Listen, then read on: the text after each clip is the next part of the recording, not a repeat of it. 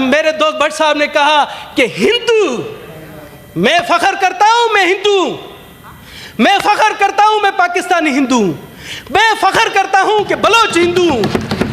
और मेरे एक दोस्त ने यहां भी कहा कि जी देखें वो हिंदू होंगे तो जंग में आप हिंदू क्या करेंगे।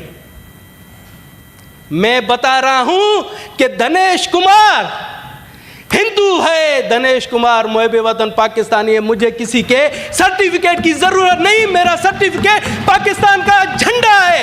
और दिनेश कुमार का मजहब सिखाता है, दिनेश कुमार का हिंदू मत सिखाता है कि किसी की बेगुनाह की जान नहीं लें, किसी की बेगुनाह की जान ना लें। और दिनेश कुमार का मजहब सिखाता है कि जहां पर दिनेश कुमार पैदा हुआ है, जहां पर वो धरती उसकी मां है। और दिनेश कुमार गैरतमंद बेटे की तरह जो उसकी मां की तरफ देखा गया उसकी आंखें निकाल लेगा।